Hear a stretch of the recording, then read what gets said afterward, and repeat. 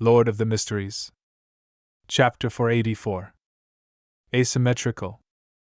As he thought back to the recent events, the moon, Emlyn, was quick to associate it with the great smog and the plague outbreak, guessing that this was what the lady opposite him was referring to. But I heard that it was the work of a demoness of despair who was trying to advance herself. Furthermore, the Church of Storms responded quickly, creating a hurricane to blow everything away. How could it be said that the fool saved Backlund? Emlyn, who had an entire clan behind him, was quite well informed. Upon doing the comparison, it was hard for him not to be surprised and confused. Although he had always been proud and didn't wish to spend time on social interactions, he still felt an instinctive fear when faced with a hidden existence that he had to address with. He didn't dare to open his mouth to ask and decided to listen for a while. Alger, even though he was drifting out at sea, had received news of the great smog in Backlund. He was interested in the secrets and the truth behind it, confident in the belief that this was definitely a struggle between deities. After all, it had attracted the attention of Mr. Fool. I'll ask Miss Justice when we exchange information. However, she might not be too sure of the details. It's rather impossible for her to know too many details based on her standing. She has great curiosity. To open up with such a greeting, she would definitely attempt to get an answer from Mr. Fool, hoping to get an answer. I hope that I have the opportunity to listen in from the side. With this in mind, Alger turned his head to look at the sun. Seeing how he wasn't anxious but calm and reserved, he knew that the City of Silver's exploratory team had already broken out from the fate of repeating their lives. Similarly, Audrey, who had figured out that the operation was successful from reading Little Sun's reaction, heaved a secret sigh of relief. She prepared herself to understand what had happened later in detail. After a solemn bow towards Mr. Fool, she thanked the seemingly unkind Tarot Club member, the World, for his advance warning. Mr. World, if it wasn't for your advance warning, then perhaps tens of thousands of people would have died in Backlund during this great smog. In truth, I was also doing it to save myself. Klein controlled the World to give a hoarse laugh. He said it with sincerity, and without any trace of acting, because if it wasn't for Miss Justice, who was notified in advance and warned the Church of Evernight, then the powerful existence who erased Mr. A wouldn't have arrived in time, and he himself might not have been able to hold on for long. If Mr. A had disintegrated me and ate me, then perhaps I might not have a chance of reviving. Klein thought in appreciation. Mr. A's feasting would literally be feasting. Immediately after, as the Fool, he leaned back in his chair and responded with a smile. All I did was provide some trivial help. No, your bless really helped save Backlund. His contribution is the greatest amongst everyone. Audrey praised from the bottom of her heart. His warning allowed the goddess, the Church of Evernight, to make preparations, wiping out the demoness of despair in a timely manner and preventing the primordial demoness from awakening. It allowed the contamination of the great smog to be kept under control.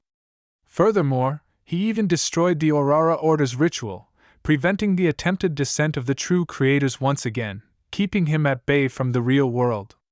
Audrey received unanimous praise by Earl Hall and his wife for providing the most important information. They hadn't concealed the results of the investigation and some of the details they had gathered from her. Of course, they also raised their wish as parents that their daughter wasn't to get too involved with that secret organization. It would be enough if she stayed in the outer circle and gathered some information, then maintained her strength below that of Sequence 7. The primordial demoness awakening. The true creator's attempted descent. What exactly happened in Backlund? At the same time, Alger and Emlyn had the same reaction, but their expressions were different. The former only slightly raised his eyelids as his pupils contracted, unconsciously sitting to the side a bit, while the latter gave the illusion that he was about to jump up. Mother, no, esteemed moon, when did Backlund become so dangerous?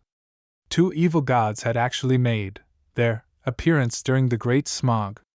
Is that young lady lying? Even though Mr. Fool is in existence suspected of being a deity, it's also impossible that he would simultaneously offend two entities of the same level, right? Could it be that he is actually the incarnation of a true god? Or is there an alliance of deities behind him? Is that why the ancestor asked me to pray to him? The more Emlyn thought about it, the faster his heart beat, but it was impossible for him to receive verification. The fact that Sanguine had the nickname vampire didn't mean that they didn't have a heartbeat. It was just that they were relatively slow, and the heart itself was one of the Sanguine's fatal weaknesses. Indeed, it's an event that had attracted the attention of Mr. Fool. But what benefits could he gain from sabotaging the evil god's plans? Alger sighed inwardly. Furs was surprised and frightened. She didn't expect that the horrible great smog that had taken the lives of tens of thousands of people would conceal an even more horrifying truth. If it hadn't been stopped in time, the whole of Backlund would have been destroyed, and Zio and I wouldn't have survived. Furs swallowed a mouthful of saliva hard. Her feelings were similar to Audrey's feelings as well. Through this matter, this young noble lady clearly understood one thing, which was that the life she believed to be peaceful and calm was like a soap bubble amidst a clash between deities. Just a slight perturbation could immediately pop it into nothingness.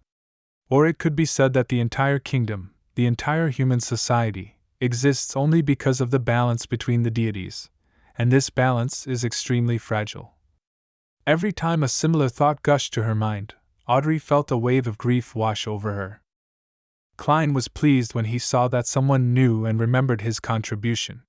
He smiled and said, "Unfortunately, he has to stay away from Backlund as a result." "Mr. Fool's blessed has to temporarily leave Backlund?" Audrey stood up again and sincerely bowed. "Please convey my gratitude to him." Klein maintained his image without giving a reply other than nodding his head. At this moment, Audrey added, "I'm very sorry. As the 3 churches and the military are cleaning up Backlund, I was unable to get the follow-up pages to Roselle's diary. Please wait 1 more week." "Sure," Klein said in a flat tone. Hearing their conversation, Furs was startled as she hurriedly looked to the end of the long bronze table and said, "Honorable Mr. Fool, I received 3 pages of Roselle's diary." "Not bad. More members mean more channels, and many things snowball quickly." Klein gently nodded. "Very good. Roselle's diary?" Emlyn felt as if he had heard something extraordinary again. Under his puzzled gaze, Furs conjured 3 pages of the diary and passed them on to Mr. Fool. Only then did Klein remember that he had missed introducing a particular vampire. Smiling, he introduced, "This is a new member, Mr. Moon. This gathering is called the Tarot Club." "They are. Mr. Moon, I thought it would be a lady who would choose the moon." Audrey greeted politely while her thoughts scattered. Similarly, Emlyn wondered whether the members such as the Hanged Man and Justice were humans or transcendent creatures, which pathways they were from, at which sequences, from which organizations, or if they were friendly to the Sanguine. Klein didn't care about them sizing each other up as he cast his gaze to the diary entries in his hands. February 11th.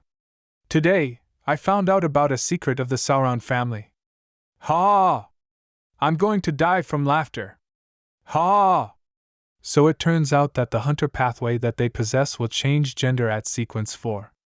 Men wouldn't change, but women will change into men. It's no wonder that none of the high sequence beyonders of the Sauron family that I'm aware of are female. The iron-blooded knight is indeed a true man. Ha ha ha! If it wasn't for how sensitive this secret was, then I would even feel like ridiculing Florin next time. The Sauron family ancestor that he looks like might have been a woman. This potion is way too much of a trap, isn't it? I hope the savant pathway wouldn't have any strange changes upon reaching the high sequences.